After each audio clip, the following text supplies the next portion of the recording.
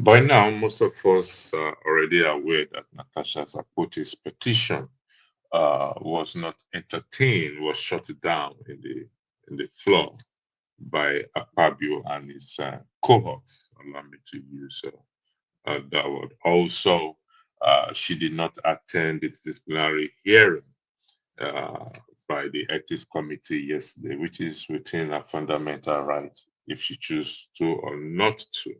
Uh, how that will play out, we will know in the next coming days, weeks, or months. However, in the matter of Rule 40 and 44, that is why we are here today. That is the bone of contention, Rule 40 and 44. And it's sad that we are missing the point in the matter of that Rule 40 and 44.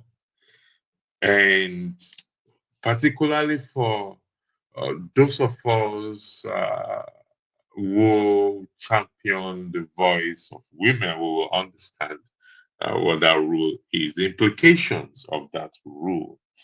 And it's sad that the women in that Senate there uh, miss this opportunity that Natasha Poti uh, just raised up, but rather they are asking her to withdraw the case and the petition, and also some have described her with some derogatory description or words. But let me tell you something. Like I said before, I have been in that same, I have stood where Natasha Poti is standing right now. Here is the rule that most of us have not taken our time to read. Article 40, subsection 4 or 7 says a senator can affix his or her name at the beginning of the petition. While Article 40 states that no Senate may present to the Senate a petition signed by him or herself. Now, the petition, Natasha Potisidraga petition, is what is a complaint of sexual harassment against the Senate president. So, therefore, let's imagine that this aspect of sexual harassment involved her being raped by the Senate president, meaning that a complaint will not be entertained. So whoever crafted this Order 40 and 44 knows exactly what they are doing.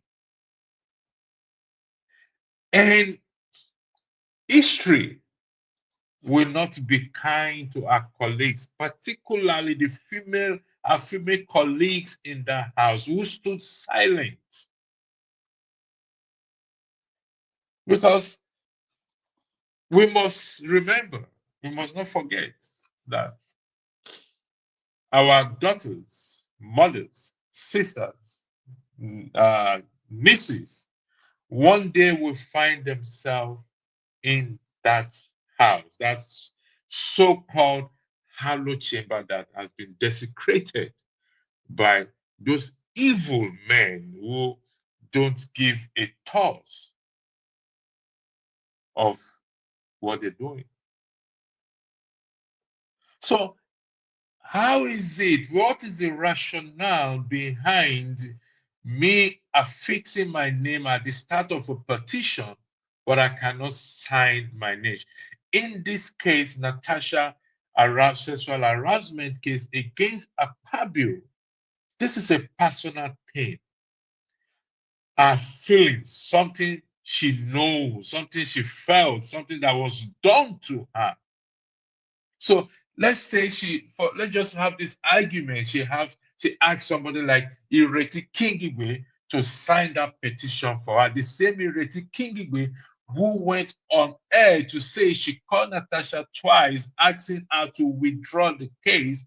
Will Ireti Kingigwe not throw Natasha Poti under the bus or deny it, or even say that Natasha forced her to sign that petition? That is the folly of Order 40 and 44. that most Nigerians are missing. And they did this order to what, to promote their what, their, let me use the word, shenanigans, or their evil ways, further highlighting this fact that we know exists in the country. The issue of sexual harassment, intimidation, bullying, and the creation of toxic work environment, particularly for women, is an undeniable problem in both the public and private sectors in Nigeria. And this is happening in the Harlow Chamber. And I'm going to use some harsh word which I used earlier, that what if this petition includes rape? What if the Senate, Akpabio, the Senate President Akpabio, had raped Natasha in that same Harlow Chamber? A petition, a complaint will be shut down because a senator cannot present, according to Rule 44, cannot present a petition signed by him or herself. In this context, Natasha. So, whatever they do there, you cannot complain. That is what this order 40 and 44 is telling us. Whatever they do in that house against you, particularly against women, they cannot complain. That is exactly what this order is all about. The folly behind it. And those who stood silent, history will not be kind to you. What goes around, they said, always comes around. And as you know, they said karma is a bitch. Your daughters will find, not necessarily even in that place. If this is the culture not if, this is the culture promoted in the Harlow Chamber, the lawmakers, the legislators, and I've often argued that these people are our problem in that country. Nobody else is our problem. They are the devils. They are the one drawing the country back. And until we, the citizens, rise up and start to invoke Section 68, 69, and 110, this evil will continue. They will continue to perpetuate this evil.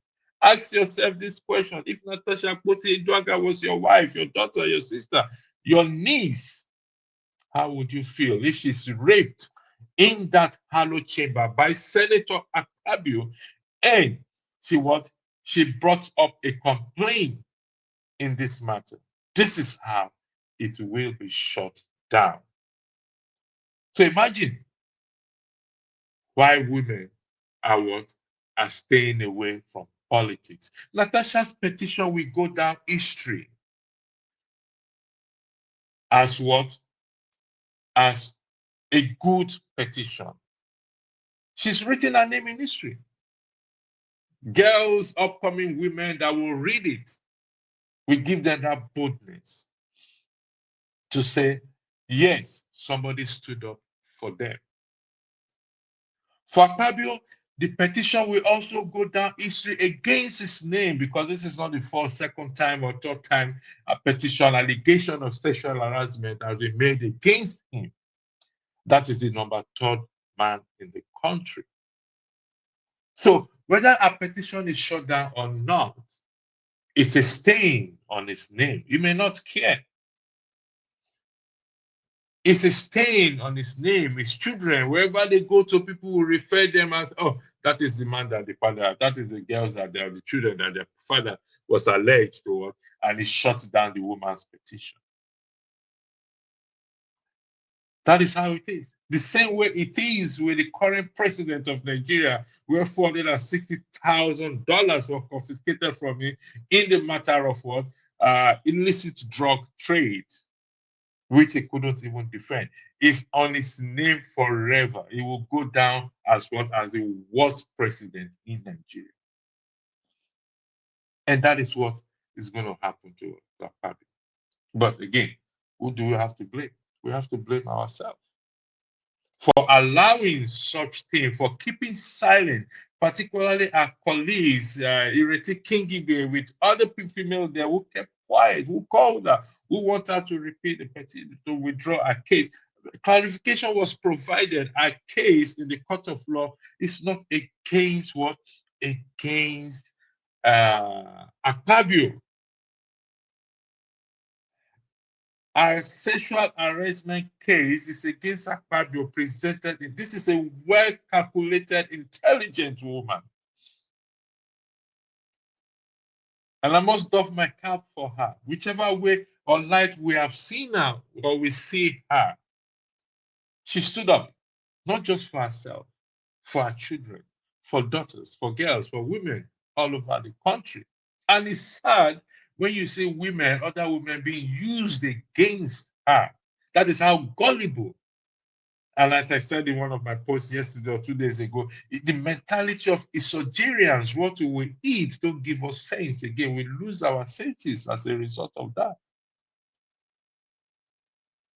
So I ask you again, if Natasha Koti Uduaga, if part of her sexual harassment involved that Akpabio raped her, this is the same way we are going to treat the matter. It will be shut down. That is the missing part in that following. Whoever crafted this house rule book, they know exactly what they are doing. And sadly, it will come back to bite every one of us. That's what karma is. It's a bitch. She's been made to be the bad person here. She's been made to be the troublesome person here. She's been made to be not a respectable woman, not a respectable wife. Remember, she's not just a girl, she's a wife. I don't know. I hope we will look into this rule, the folly of this rule, and to our colleague, history will never be kind to you for standing silent and doing nothing. It will come back to bite you. Write it down. Today, May 6th, it will come back to bite you. If this petition was, is it, are we going to blame those who says we men, myself inclusive, we are so cruel towards women when it comes to politics in the Nigeria? Listen, it's something I have seen. I've said it before. When in the universities, we know this, so we can start is undeniable. Lecturers seek sex for grade. And some of these lecturers, if we check their history very well, some of them are actually in the House of Senate or House of Reps around the country, either state or federal level, state level or federal level. So if they carried out this act while they were lecturers, there is high possibility that they will carry the same act in that allo chamber, where you will employ a woman, you will not say you want sex with her before you employ her, before you give her the job, before you pay her salary, before you do that. This is happening. So we must not live in denial of this. That is exactly what is the folly of Order 40 and what and 44. This is a personal complaint. In this case, petition.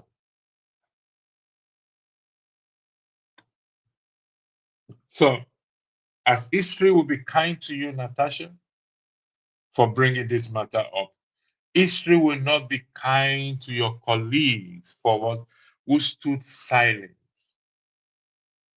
History will be kind to you, but history will not be kind to them. History will not be kind to us citizens that kept quiet.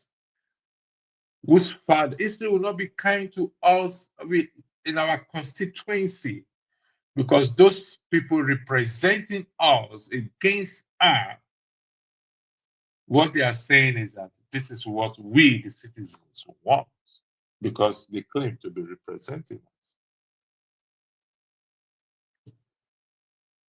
You have written history, Natasha. History will be kind to you. It doesn't matter the outcome, irrespective of the outcome of this drama, irrespective of the outcome, whether it favors you or doesn't favor you, whether they sanction you in the House of Senate or they didn't sanction you, history will be kind to you. Thank you.